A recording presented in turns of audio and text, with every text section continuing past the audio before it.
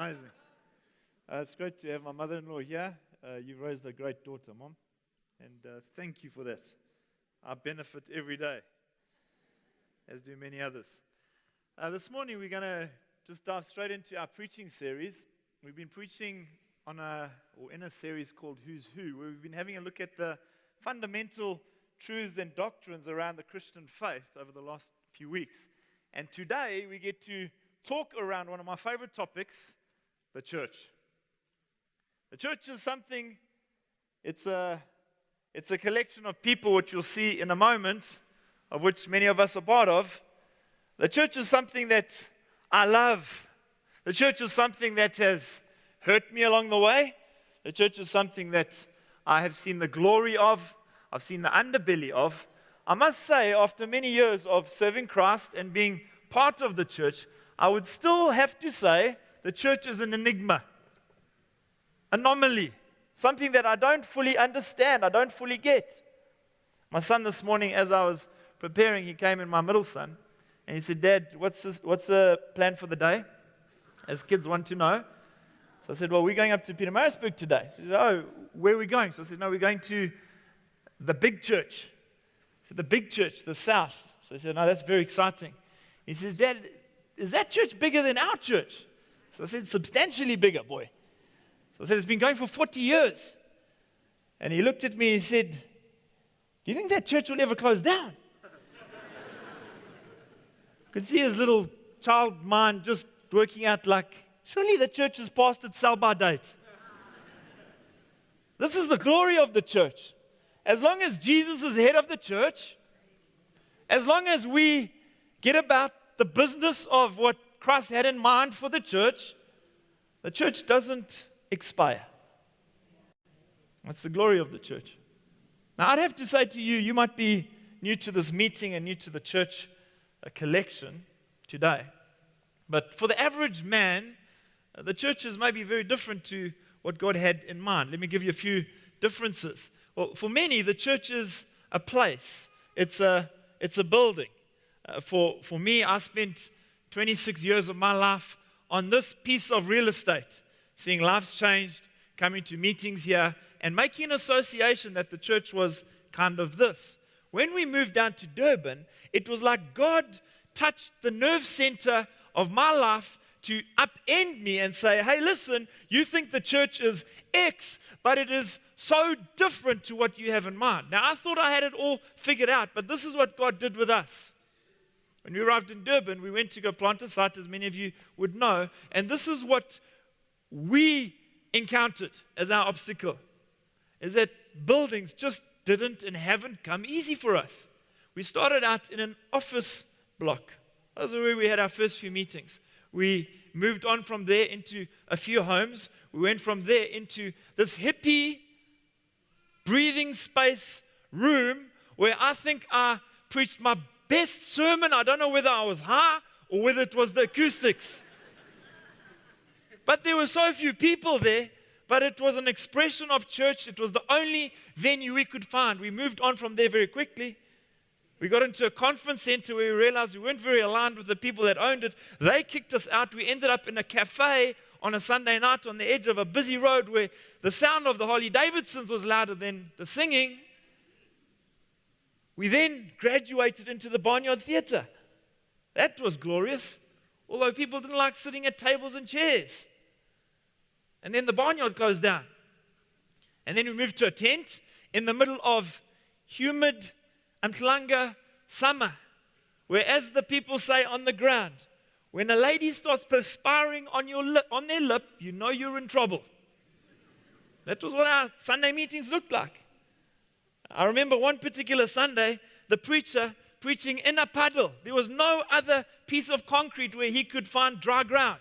He was in a puddle preaching the gospel. This is an amazing thing, is in the middle of all of these building constraints, the church grew. And so for some of us, this is the conclusion we come to, is the church is a place. The second conclusion we come to is that the church is maybe an event. It's the happenings on a particular day, in a particular space and time. Maybe it's association with certain people, it's an event. People will say things like this: I went to church today. Tick. As they bring the roast out of the oven. For others, the church is a subset of society. I think the Bible teaches this, is that the whole of society is not the church. The church is a subset, surely. But if I had to be honest, the subset of society that I often see is quite odd. I look at many of you, and I think, very odd. The church. And then I realize I'm part of it. I'm very odd. And the Bible kind of teaches that the subset of society is not meant to be mainstream. Meant to be set apart. Chosen by God. A fourth conclusion we might come to as the average Joe is that the church is a place for perfect people, or there's no such thing as perfect people, but good people. This is the overwhelming feeling some of us might have when we walk into a grouping like this, is that, shucks, I'm just all too different. I don't really fit in. They're all good, I'm all bad. My heart stops. The extrovert is just turned off in me. I'm just silenced as I walk into this environment. It feels like at any point my thoughts might be blasted onto the screen. It's all too intimidating. It's an overwhelming sense of guilt, possibly. Another conclusion that we might come to is that the church is a place for imperfect people. In other words, the church is just for people that need a crutch. Church is full of hypocrites.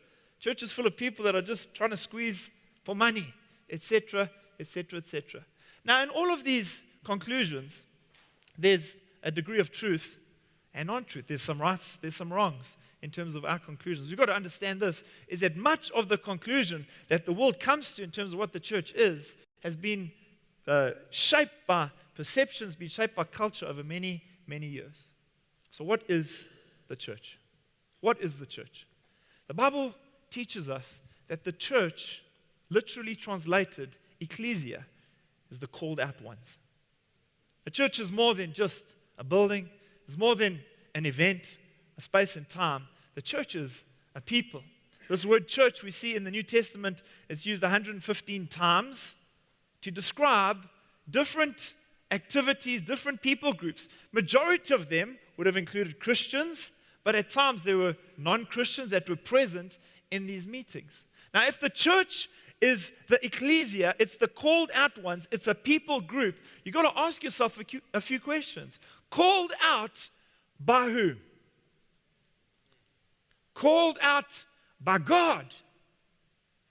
You see, you can kid yourself to say, I'm part of the church, but if God has not called you out, you're not part of the church.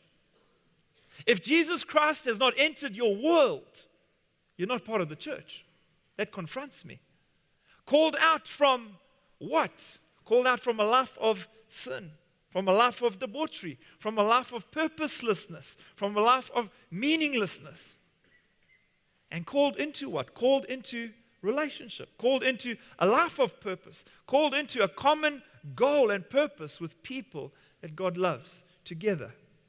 See, this is the church. This is why Paul in 2 Corinthians 5, he says this. He says, therefore, if anyone is in Christ, he is a new creation. The old has gone and the new has come. That, friends, is a great description of the church. God on high, calling men, calling women from all over the world, no matter what your background, your culture, your history, God calling from a life of and into a life of the church. A few Sundays ago, there was a family that had been coming to church for many weeks. They'd been attending an Alpha course for many weeks. They had been trying to reconcile a relationship with God. They'd grown up within the church many years ago. And someone had invited them along to our Alpha course, and they'd begun to attend, and they were very nice people. I'd met them a few times, had a few really good interactions with them. But I didn't know what was going on in their mind and in their heart. And I was away preaching at another site, and I got the great news on this Sunday. Whoever was preaching had given an opportunity at the end of their message to say, if you need to give your life to Christ, if you need to take a step of faith, put your hand in the hand of your Maker, if you need to reconcile with God, I'm going to make an opportunity, come. And they encouraged them to come to the front. And this man and his wife and his newborn baby, from the back of the church, they strode down the aisle and they came and they knelt at the front, in front of everyone. And this doesn't happen often. But they knelt in front of everyone and they wept and they prayed and God broke into their life. Why do I describe that? Because they had attended church for all of their life. They were trying to reconcile what is the church. But in one moment, God called them and they became part of the church. I suspect today there may be one or two here that, like my friend, that God's knocking on your heart and God's calling you. He's saying you might have been part of the institution your whole life, or this might be very new to you. It doesn't matter. God is calling you. The church, the called out ones, ecclesia. Now, called out ones, this might be a little bit intangible and ethereal. God helps us in His grace to understand what is the church by giving us some visual pictures as well. And for many of us, we're visual. And I'll run through a few pictures for us to help us understand. Maybe by way of introduction, if I had to give this example, the three closest things to me, if I had to describe them to you, I'd have to say number one would be my body. Number two, it would be my wife. And number three, it would be my children. I'll describe them to you. My body is close to me. I look after it. Sometimes I overthink my body. Sometimes I don't think enough about my body, but it's in my world. And it dictates to my priorities. Over the last year, as many of you will know, I've had some serious health issues. I had a brain op just about a year ago that I didn't realize how much it affected me. In terms of some of my processes and various other things, you realize along the way it's not very natural for a doctor, let alone anyone, to prod and poke inside on the underneath of your skull in your brain. It has some effect. Now, don't nod and say, yeah, we can see. That doesn't help me very much. Again, I'm just claiming right now the fact that I'm here. Miracle, thank you, Jesus. Okay? But in saying that, I've had to realize along the way that certain things don't work so well anymore. For example, sometimes when I hold my cup of coffee, my hand shakes a little bit. Does it concern me? I don't know. Not really, but I think about it. I'm extra careful with the way that I drink my coffee. Why is that? Well, the neurologist says, well, there's scar tissue. As with any other procedure, there'll be scar tissue on the skin, so there is in your brain. And that can dictate to how your body functions. So what's the result of that? Is that I think about my body a little bit more now than maybe I did before, but it's present in my mind, constantly considering the priorities. I was in a meeting the other day that was particularly stressful. The neurologist has said, you've got to manage your stress. I come out 20 minutes later, I feel my hand going limp. I end up in the ER. No great shakes, just learning that actually there's an aftermath of a brain op that I've got to manage. Talk about my wife. I love my wife dearly and want to honor her today. She's an amazing lady. We spend a lot of time together. We work together. We text each other a lot. We spend a lot of time together.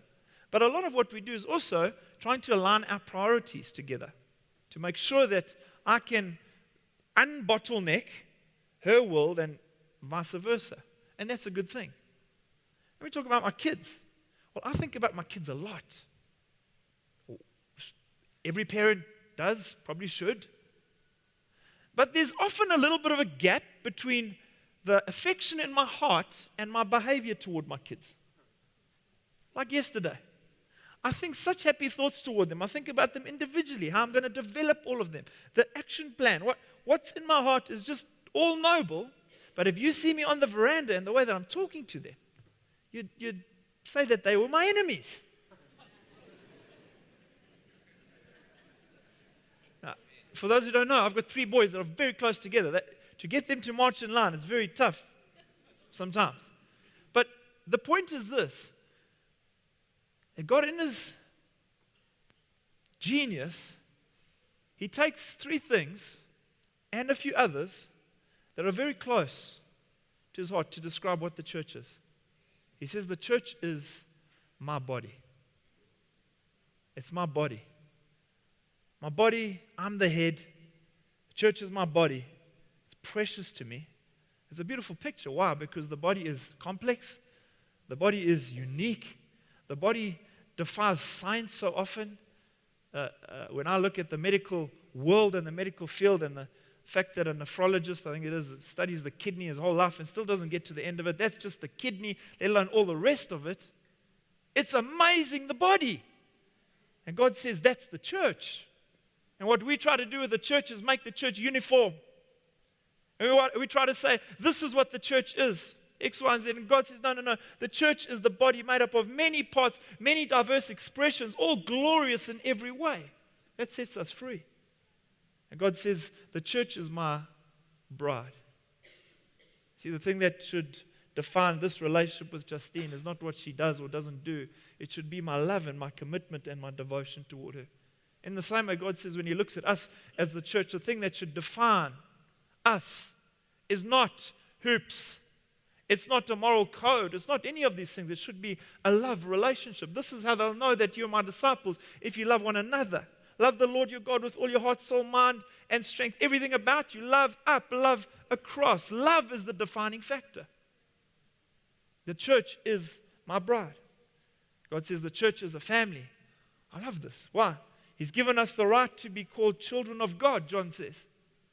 That says there's room for more at the table than just a unique few that do the right things. This also says that family is a mess sometimes.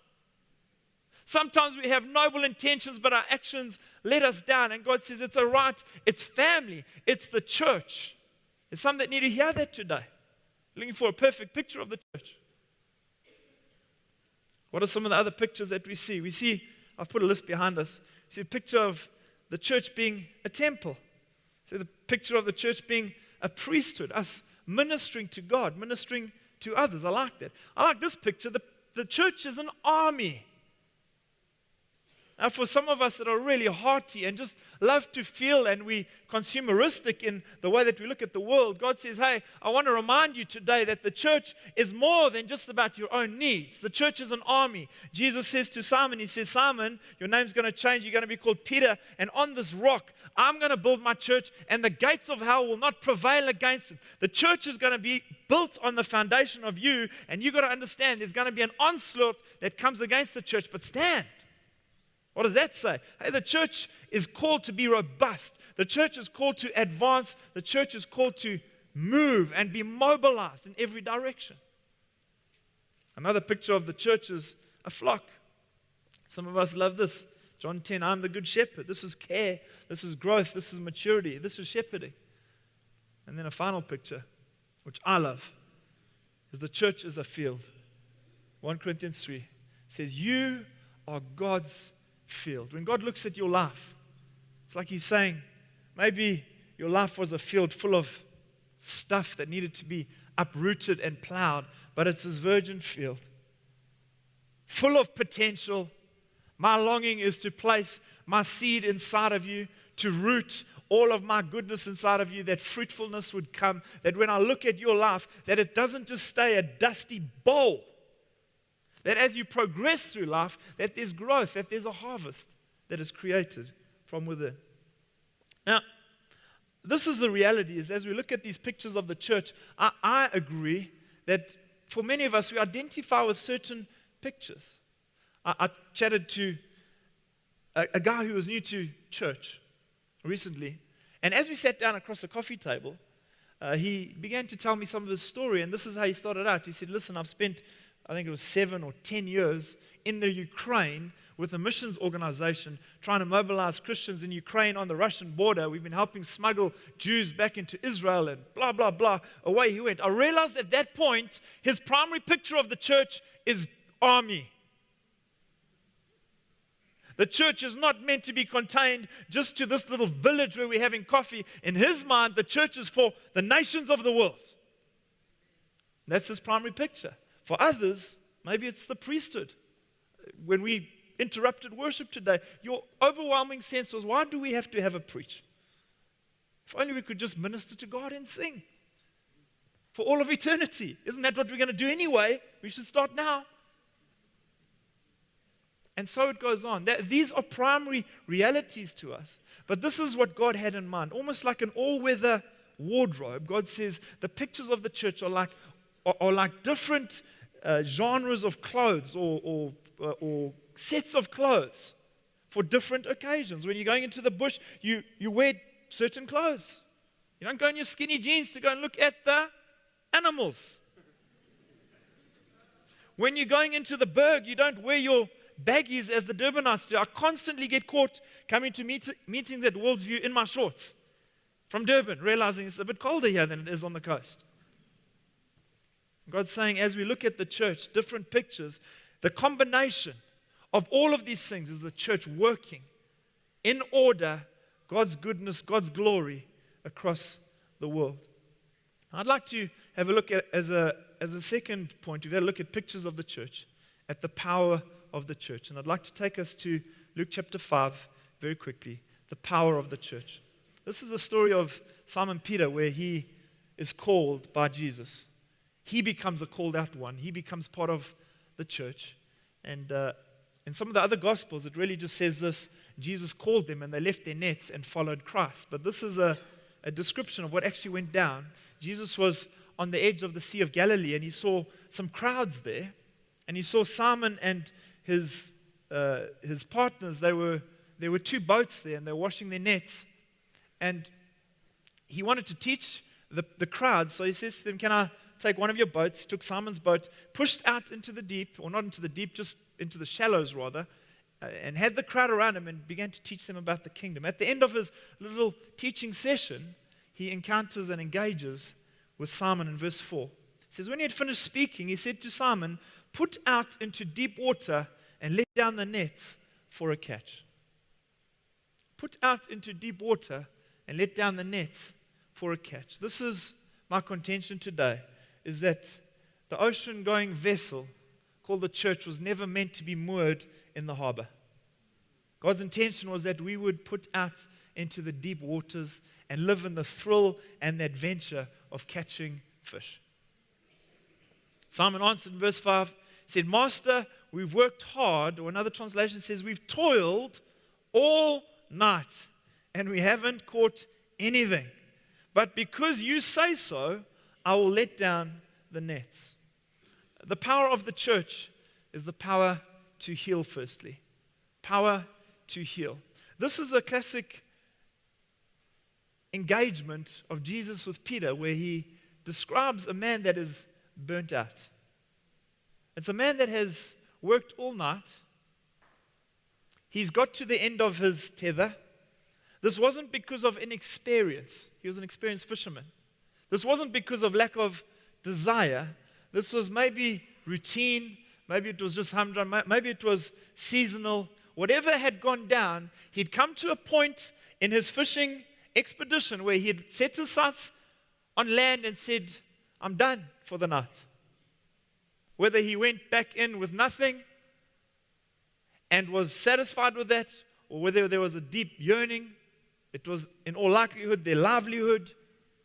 He was burnt out. I believe that there are some people here this morning that, if you had to be honest with yourself, you're burnt out. You're at the end of your emotional tether. You're in a valley, like Peter. You've worked all night. You've toiled. It might be on a business front. It might be relationally. It might be in a marriage, but you're burnt out. And Jesus comes to him and says, listen, the very thing that you're running away from is the very thing that you're going to run straight back into. That's not really great news. Because particularly when we look at our rhythms and our energy, we tend to self-preserve. We say, I've got an hour in me to do exercise. Imagine the trainer says, right, you're going to do another half an hour now. You've got to really get up for that. That's what Jesus was saying.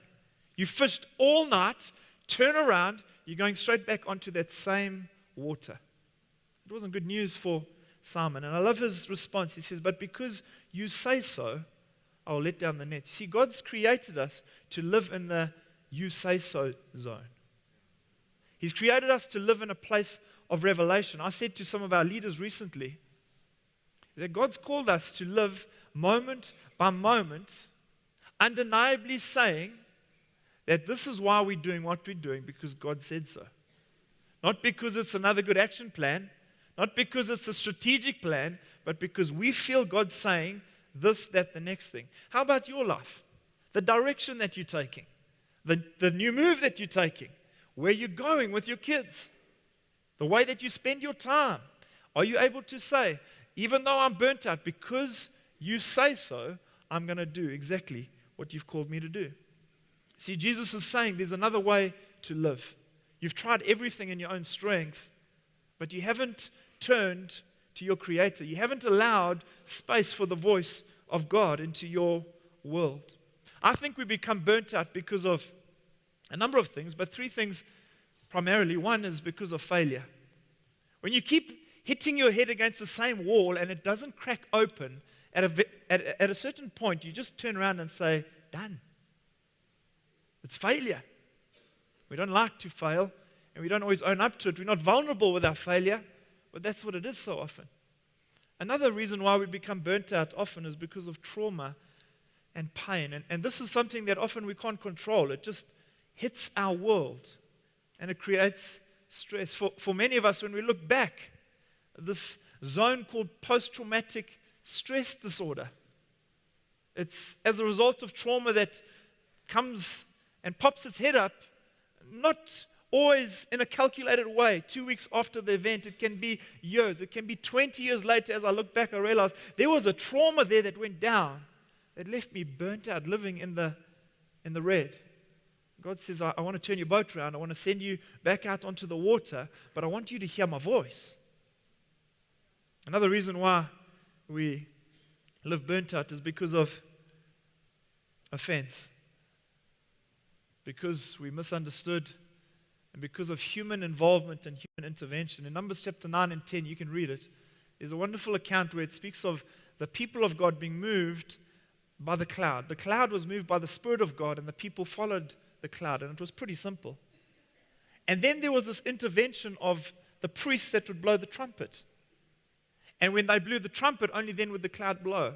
And this human intervention created another cog in the wheel, or another cog in the system, that allowed for things to fall down. Human involvement, misunderstanding. What happens if they didn't blow the trumpet at the right time? What happens if the trumpet didn't work? Etc., etc.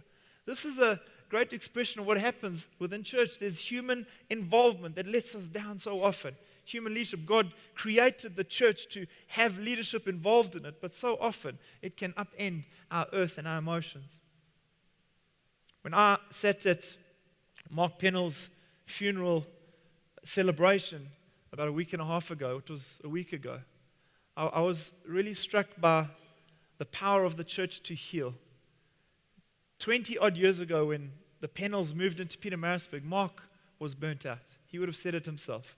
He had been in ministry, he'd been part of the church for a long time, and it was described at his funeral celebration that he used to come to the church gatherings late and leave early.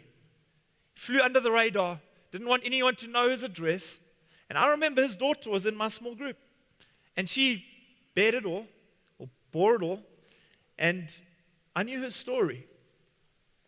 20 years later, to hear people celebrating the life of Mark Pennells, preaching, loving the church, leading the church in Ikopo. I mean, the sacrifice at the Pennells every single Sunday to drive from Pietermaritzburg, living here, to drive to Ikopo to lead a group of people there. That's a love for the church, friends.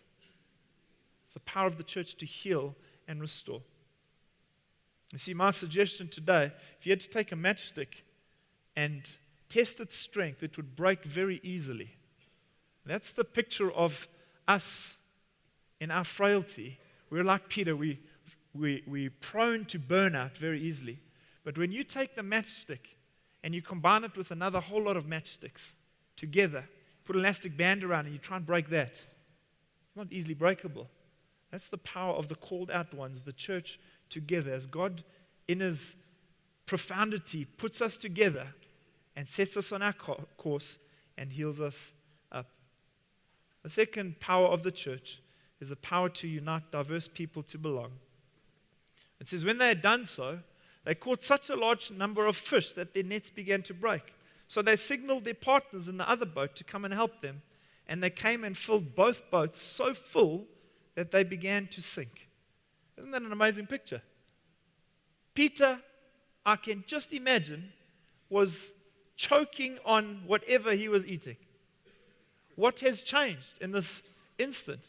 Oh my goodness. He was caught in absolute wonder. Now there's something that happens around success that is absolutely delightful. It was the success of partnering with Christ. And what begins to happen in Simon's world is that this independence and isolation that had set in, immediately it says he called his partners.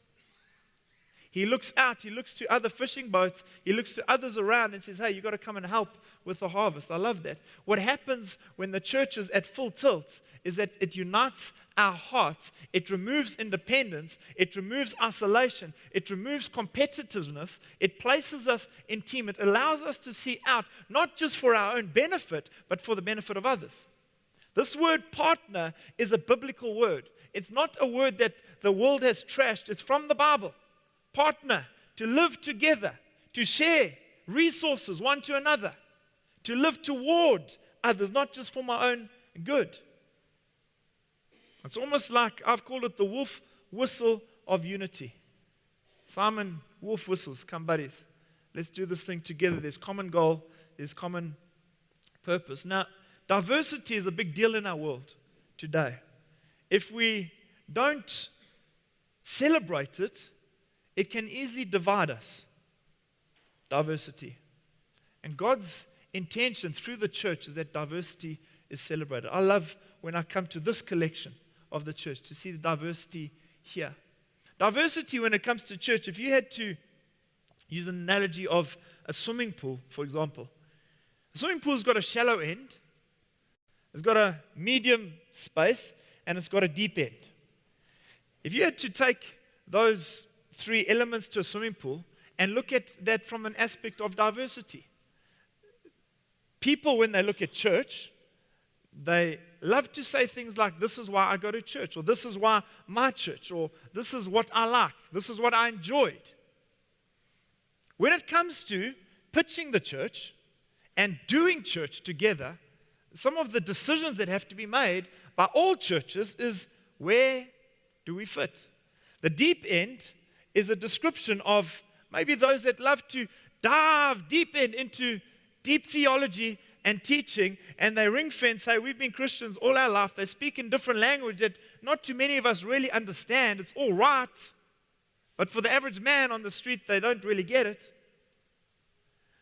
On the other end of the spectrum are those that we might call seekers, and they maybe a bit more shallow. They look at kids as the analogy and say, hey, we're trying to get kids into the pool. This is about reaching people. So we're going to do everything that we can to ensure that they can palate the good news of Jesus, and that's where they pitch. Now, which one's right and which one's wrong? This is all I can say, is the church needs to congregate around Jesus as the head. If Jesus is the head, there will be called out ones, and there will be different expressions of church. And to add to that, the church needs to congregate around His Word, which is the Bible teaching.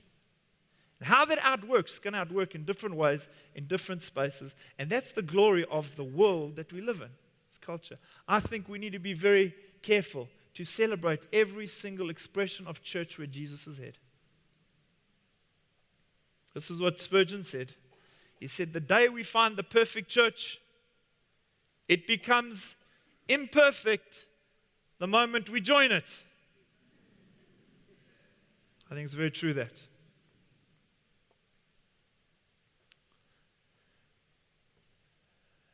The power of the church to unite us in diverse ways. This concept of Ubuntu, which is kind of our South African philosophy of doing life together. It's a beautiful philosophy. I heard a gentleman describing how he had longed to get out of the township his whole life. He saved up enough money to get into the suburbs, and he bought a house, and he realized he had to put a perimeter of security around his house to ensure that he was safe. But he had arrived in the suburbs, and as he progressed in life, he realized actually it would be really good for security to live in an estate, and it was kind of a best of both worlds. You've got your own home, but you've got a little bit of community, but it's safe, etc., etc. And this was his description. He said the further he went along, the more he realized that the lonelier he was becoming. See, I've come from the township existence where he described it's like guerrilla warfare. It's just anyone bursts in at any time, just my fridge, your fridge, go for it. He says, I moved to this where I thought I could control it all, but actually I was living in fear, and then ended up in this state where it's a description of us living together, but actually we're living so isolated in our hearts.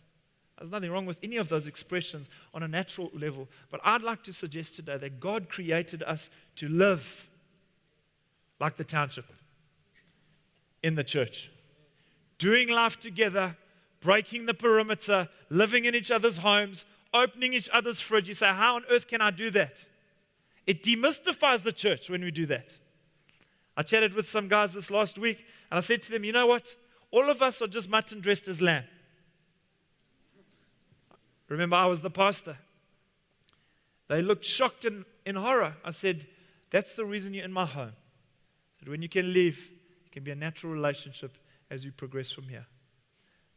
A third thing, and I'm going to close with this, with these two, sorry. The power of the church is wonder and worship. When Simon Peter saw this, he fell at Jesus' knees and he said, go away from me, Lord. I'm a sinful man. For he and all his companions were astonished at the catch of fish that they had taken. Now, at face value, you might say, this doesn't sound like wonder and worship. This sounds more like a negative response to Jesus finding Simon out. But this is what my description is that when the power of the church is at work, where God is calling people out and they're becoming part of the ecclesia, a godly order is established again where my posture changes from being upright to being on my knees, where I realize again the wonder of what God has done for me, where I look in totality at the cost, the price that Christ has paid for my sin, and it results in worship and wonder. God's intention for Simon in that moment was not that he'd live in depression. His intention was that humility would hit the seat of his soul, that he would fall on his knees and worship. And it says that he was astonished at what took place right there. The fourth power of the church is that the church changes human destiny. Then Jesus said to Simon Peter, don't be afraid. From now on, you will fish for people. So they pulled their boats up on shore. They left everything and they followed him. Do you know how significant that moment was, friends? Burnt out just a few moments before, God encounters Simon and his buddies. They engage this catch of fish. They are in their minds and in their hearts, they're on their knees worshiping the one who calls out, the head of the church. And in that moment, he says, it's all going to change now. You've been looking at life on a natural plane, but I'm calling you to turn in your nets, to give up your fishing boats, and to come and follow me. And they do it in that moment. This is the wonder of the church all over the world. Still, the gospel, the good news of Jesus, Colossians says, is producing fruit all over the world. Is that today, Jesus is calling people. You may be sitting here and Jesus is calling you. And this is what he's saying to you. You've been looking at life on a natural plane. And actually today I'm calling you. You're looking at your fishing boat saying, this is how I'm going to get through life. This is how I'm going to make my money. This is how I'm going to make success. This is how I'm going to make sure that control's in place. Actually, you're going to trade in your fishing boat. And you're going to follow me. And the precursor to all of that is, do not be afraid. Why? Because fear is so natural. You say, I don't know how to take that step. I don't know whether I want to take that step. Jesus says to you, do not be afraid. Do not be afraid. Look at the catch of fish. Look at who I've called you to be. A church is not an institution. It's not a building. You don't have to jump through the hoops, as I've said. It's a people. It's the power of God at work. I think it was William Tyndall, he said this. He says the church is the only institution that exists for those outside it. In other words, the church is the only organization that exists for those who haven't joined it yet. The church, the power of the church is to change the human destiny. I'm going to ask the music team just to come up very quickly. And we're going to end with this. In essence, what we've spoken into today is the pictures of the church, description, the power of the church. But this is the message, is that Jesus paid the price for our eternal relationship with Him. He's paid that price once and for all. No one can pay that price in any way. But this is the price that we get to pay as the church. We get to pay the price of delivering that message to the world.